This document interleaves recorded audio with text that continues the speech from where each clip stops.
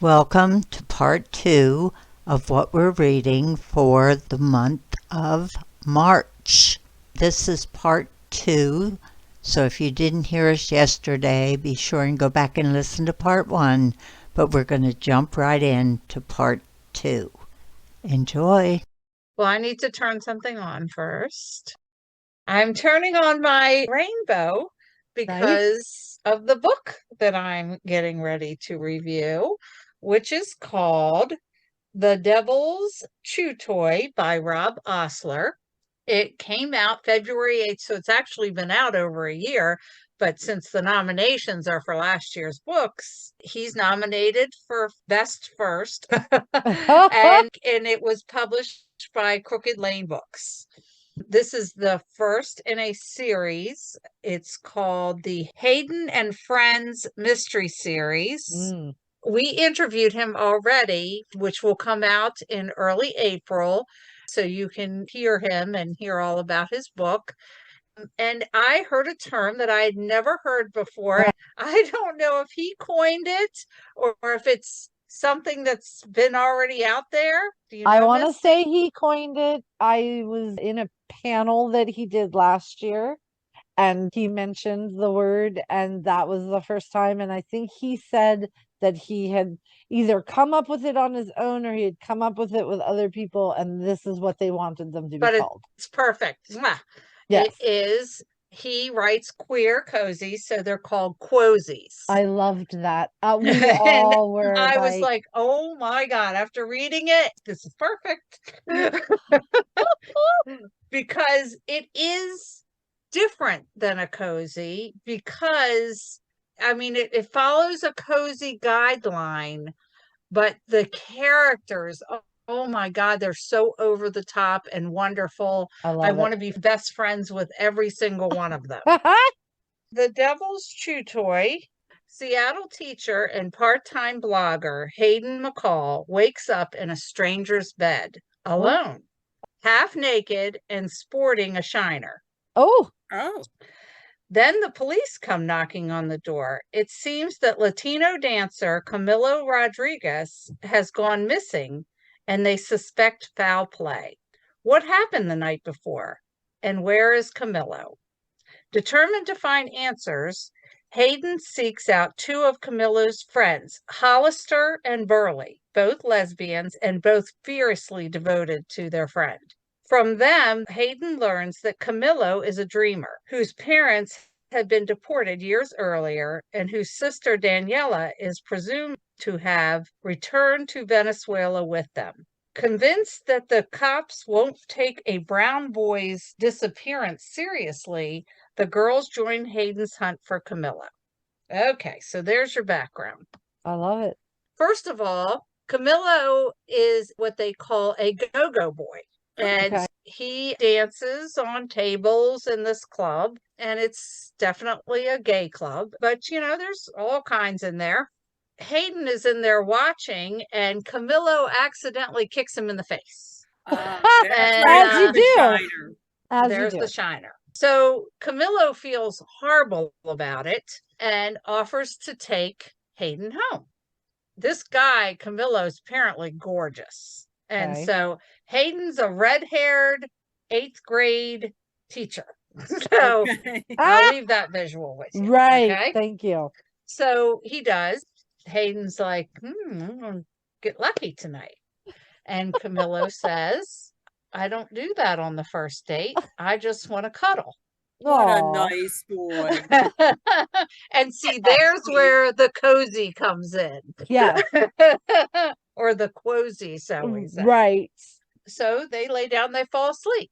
And there's another person in the room. I shouldn't say person, but Camilo has a bull terrier named Commander.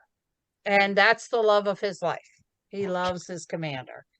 Well, when Hayden wakes up the next morning, Camilo's gone. And he's like, that doesn't make any sense. Where did he go? And he wouldn't leave his dog. Police come and say his truck was found. And so it's all leading into this mystery.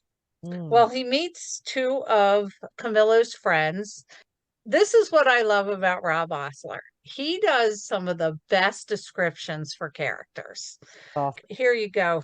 For Hollister, he says, Hollister is a very tall Black woman, very built, with a 6-inch mohawk. As you do. Okay. Mr. T, but prettier. Okay. That's a picture to put in your head. And Yes. are you ready? Okay. Her girlfriend is an Asian American, like very petite, perfect makeup. Her name is Misty.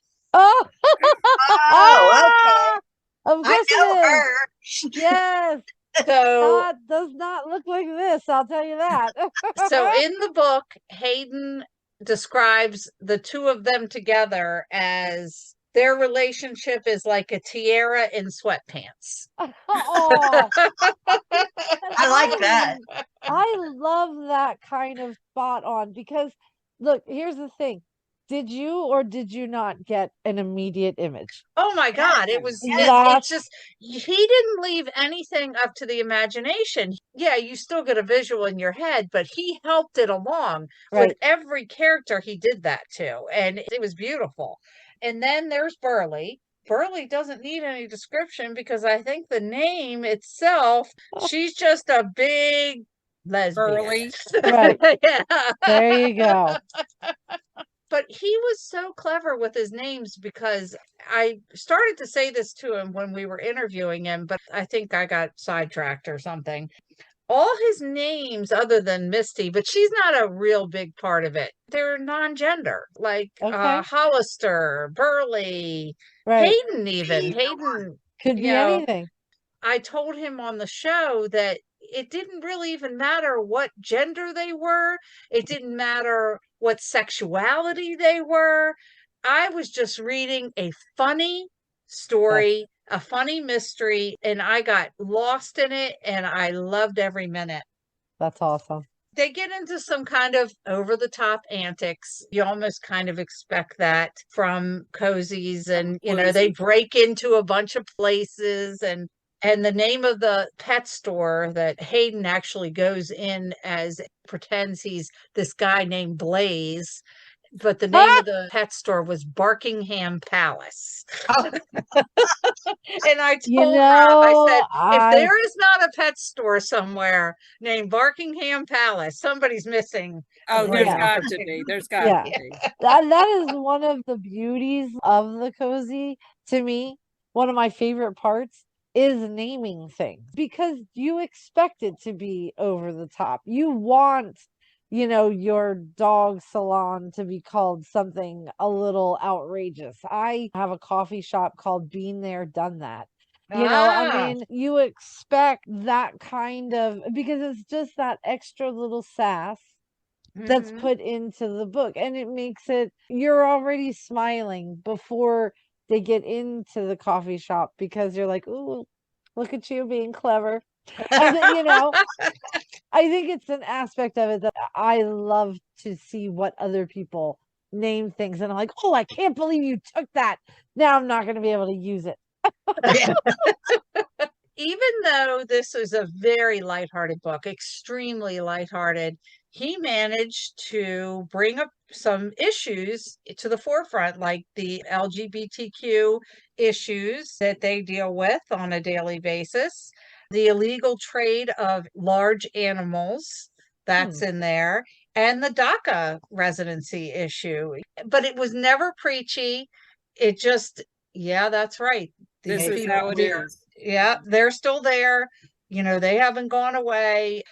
I loved everything about this book. There's not one thing that I would change. And when we talked to him, he said the second book is, I think he said it's written, doesn't come out for a little bit. So I will be the first in line to get it. He needs to get moving on that. See, I Yeah. have been there for that interview because I'd have been like, why are you talking to us? Yeah.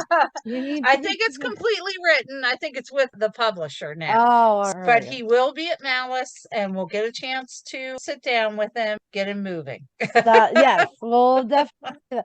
Well, and after his panel last year, he and we must have tried to talk like 5 different times, and we just kept getting pulled into opposite directions. So when I saw that you're interviewing, I was like, I can't believe the one person that I've been trying to talk to for a year. No, I know that people who like cozies tend to love cozies, and sometimes people who don't kind of look down the nose a little bit at cozies because they think they don't approach those kinds of things that you were mentioning. They really do. I mean, if you look into some of the cozies, maybe they're not a thriller where the person dies from domestic violence, but that stuff is in there. DACA's in there, like you said, LGBTQ IA plus, whatever, however you want to phrase that, that's in there too. The immigration and all of those things, they're in there. They might be treated a little differently than they would like in a thriller, but they do show up. Not in my books, but I'm just kidding. Sometimes they do. I think it depends on who the author is, but I love that he is owning that and is like, all right, so let's do this and do it right. That is wonderful. This book is getting some recognition. It's the MWA's 2022 Robert L. Fish award-winning book. And you can learn all about Rob and his books at his website, which is robosler.com. Very good. Very good. And he will be at Malice? Yes. Sweet. All right, Miss Kathy. I'm up. I read Under a Veiled Moon. This is by Karen Odden. That's the second in the Inspector Michael Carvin mystery series. I listened to this as I usually do, and the narrator was Sean Grindell. It was put out by Crooked Lane Books in October of last year, and the audio was by Dreamscape Media. We interviewed her last year, but not at Malice, just as a interview we did Karen Oden. She has 2 books in this series, and I listened to this one first, and it's narrated by Sean Grindell, but I liked it so much that I started listening to the first one, and it's narrated by somebody else. One of them says Karen Odden, and one of them says Karen Odin. So I'm not sure how her that didn't get cleared up, did it? Is she going to be at Malice? Because we'll have to ask. We'll have to ask her. All right. Very nicely. We'll find a nice way Yes. to say, excuse me, could you please tell me how to say your last name? Because your 2 narrators don't. One of them's wrong. Not like the other. In this second installment, Michael Carvin is acting as the acting superintendent of the Wapping River Police Station. And this is at any rate, near Whitechapel in 1878, which it's funny that you brought up Jack the Ripper. This is about 10 years prior to Jack the Ripper. Jack the Ripper does not show up in this story. Okay. We are given Carvin's background. He was born in Ireland. His parents brought him to England, specifically Whitechapel, when he was 3 years old because the Irish famine was taking place. And so many Irish immigrated to England and America, but they just left the place. They needed to. They were hungry. So he was 3. Not too long afterwards, his father passed away. Don't hear too much about that. Then at 11 years old, his mother disappeared. Uh-oh. And we don't really know anything about why, but that's coming up, apparently. There was a little teaser at the end of this story, so that might be number 3. Oh, wow. So he's going to go all the way into, all right. He's 11 years old at this time, and he becomes a thief. He needs teeth. When he was about 15 years old, his luck changed for the better because he came across a gang who were attacking an Irish teenager, so someone about his age. And he knew he was Irish, so he jumped in to help. And because he saved Pat Doyle's life, potentially, Pat Doyle took him home, and his widowed mother, Mary, raised Michael, they call him Mickey, along with her other 3 children. Kathy? Yes. What was the name of the first book? Down a Dark River? Yes. Oh, yeah. That's the book I remember reading that. I thought the character sounded familiar. Well, I wanted to find out more about him because she does give the Cliff Notes version of his backstory Okay. in this book, and I hadn't read the first one. So I was like, I want to find out more about him. He is uniquely qualified for working at the River Police because he used to work on the docks of the Thames, and he was a lighterman, which means that he operated a lighter boat, which carried goods from the docks to the ships that were moored out in the river. So he knows how the river operates. And this close knowledge of how the river operates is essential because an iron-hulled coal ship collides with the Princess Alice, which is a much smaller wooden pleasure steamer, and it's just loaded with passengers because it's a lovely English day. And didn't that actually really happen? I don't know. Something I did not. I remember seeing a documentary about that, but go ahead. I wouldn't be surprised. At any rate, hundreds of men, women, and children died. They drowned. And you can imagine the Thames is notoriously, this currents are swift and it just carries people away. And the women had the long dresses on and it just weighed them down. Nobody knew how to swim. It was just a plain up and down disaster. And nobody heard of a life preserver back then. Well, they had life preservers, they had boats, but not enough for all these people. And it was, the currents are just too swift. They carried them away. I look it up, and So it did actually is the Princess Alice. Yes, in That it was a true 1878. event that happened. Yeah. Okay.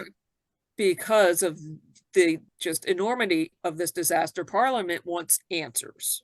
Oh. And also, this accident comes practically on the heels of a derailment of a passenger train where dynamite was found to be the cause. Now, I also wouldn't be surprised if this was a true occurrence, although I did not look it up.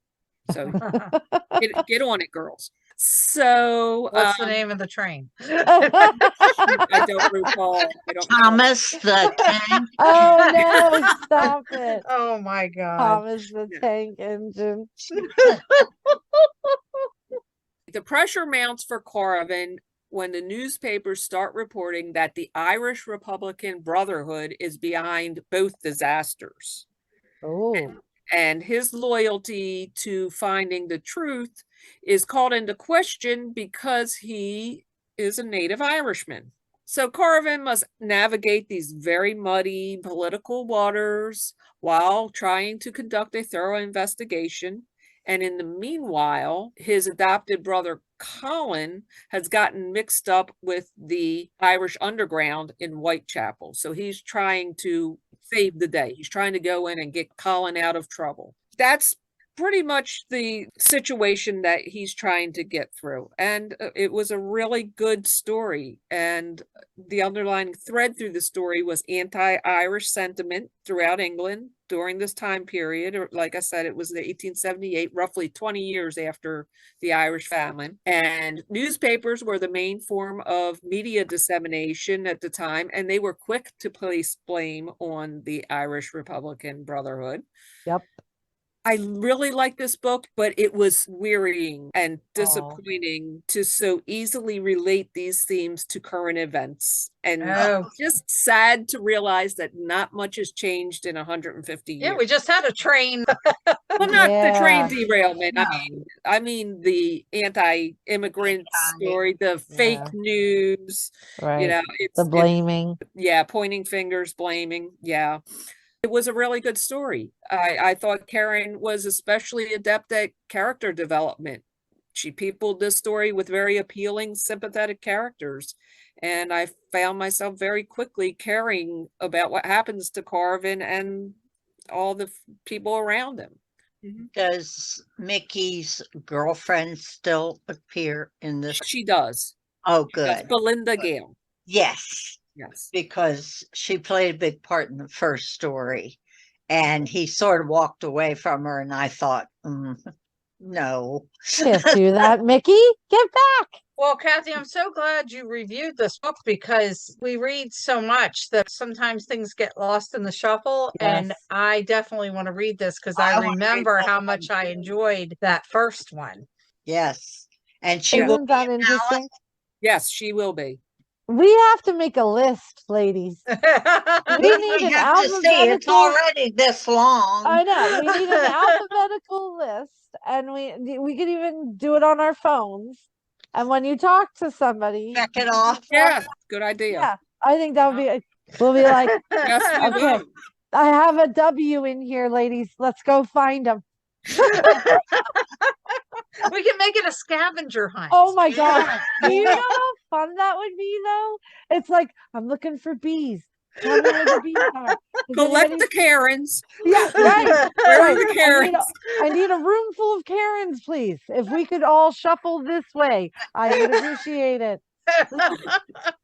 And then I'll do the Air Yeah. traffic control. Yes. Air traffic This way, control. please. This way, if you could. I'll get a little flashlight. We'll pretend like they used to teach you, at the operas and stuff. Oh, Oh, yeah. come this way.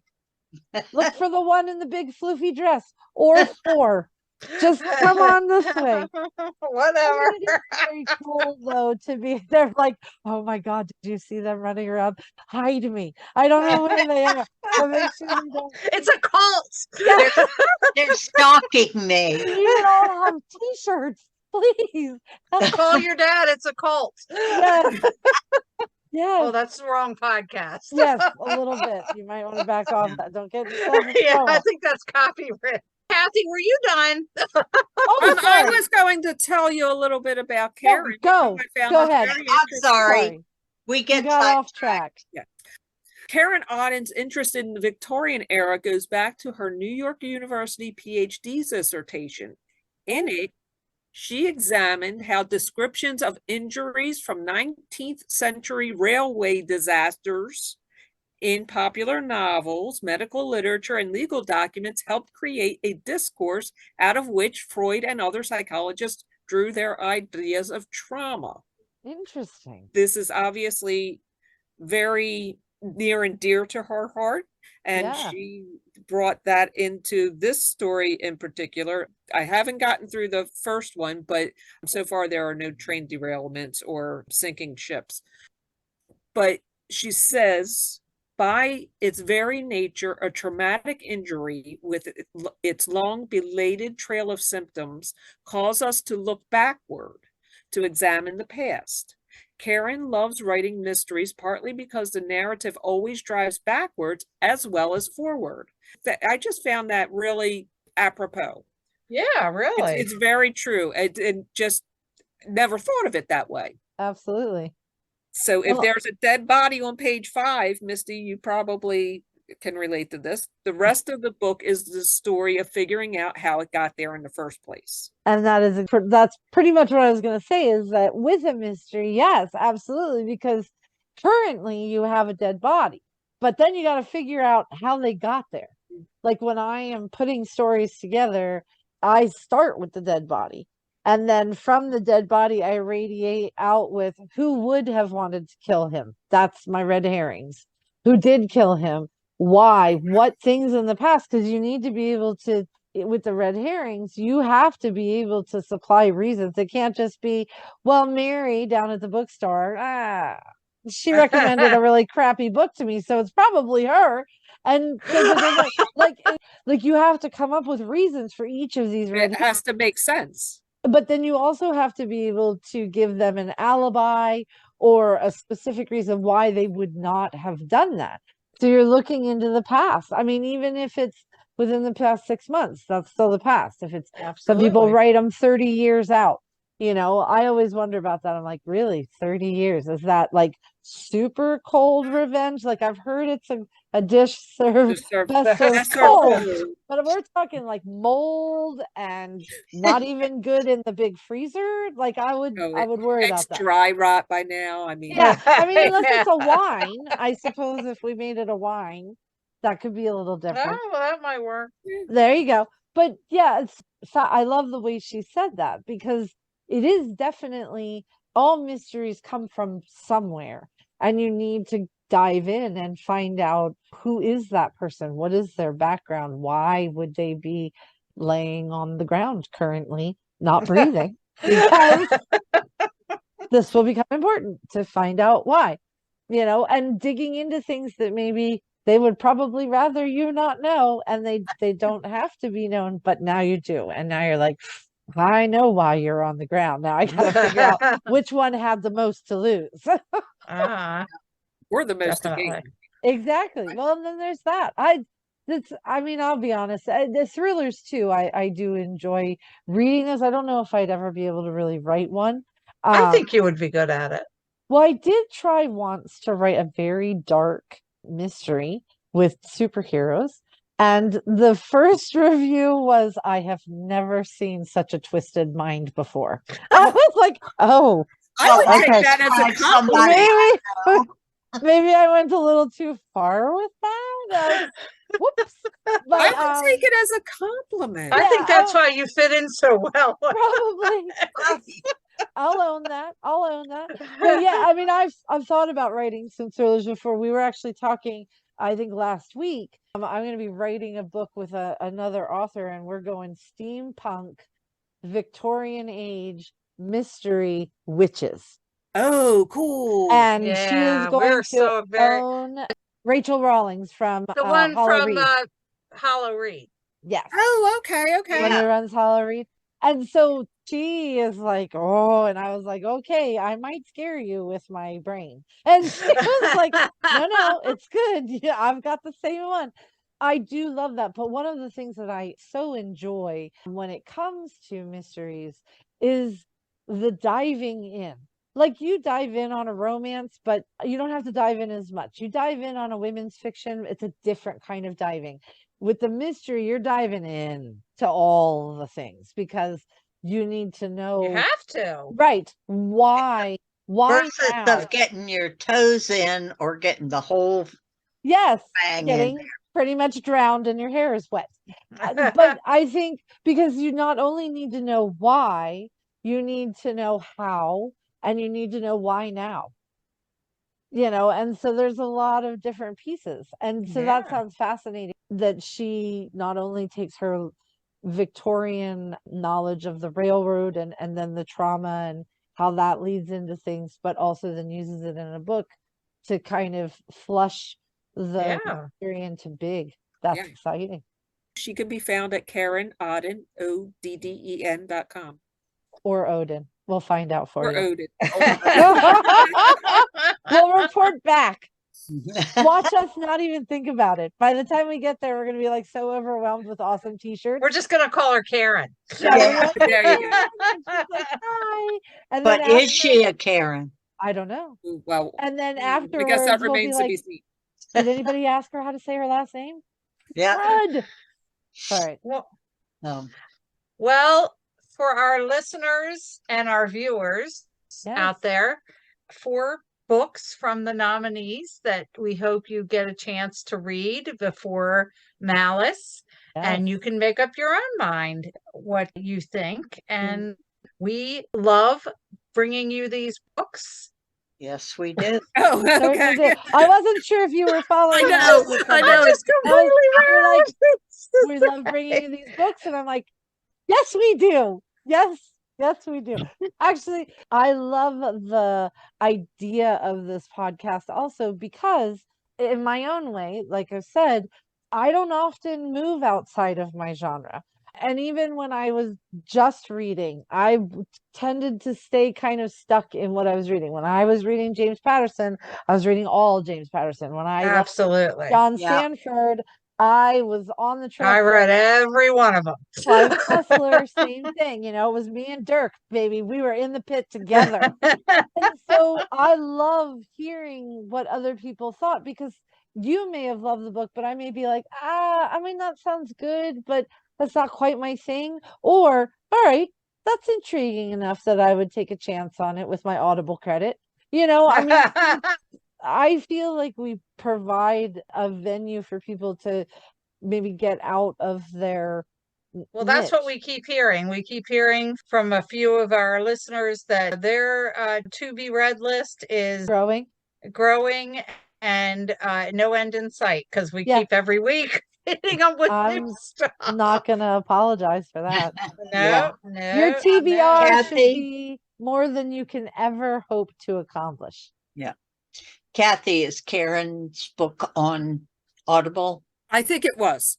Okay. Yes. Oh, and I don't think I said this is nominated for Best Historical. Awesome. Oh, good. Awesome. I love it. Oh, Fabulous. If she continued writing into the Jack the Ripper era, Ooh, wouldn't Oh, that be we'll have to talk to her about I that. hope so. Yeah. we'll do a recommendation. Yeah. Yes. We're like, Yeah. so, Karen, When's your next one coming out? we'll give you a T-shirt. How if many you books promise. would you need to write to get to Jack the Ripper? So if we plan those out for you, Well, if it's 10 years out, I mean, you it's 10 have years out. one I mean, book it can in be done. between. Yeah. we can do that. We're like, so Kathy has provided some research, and Anne is naming some characters.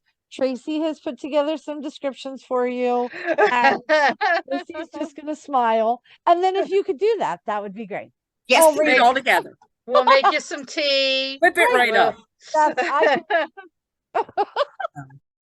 Trivia. Last week's question, or 2 weeks ago's question, was author C.J. Box won what award for his first novel, Open Season?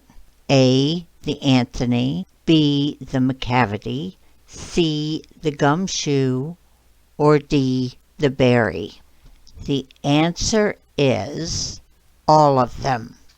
For Open Season, C.J. Box won the Anthony Award, the McCavity Award, the Gumshoe Award, the Berry Award, all in the Best First Novel category. Next week's question is, which author worked at a job and had to dress up as a tuxedo-wearing yogurt?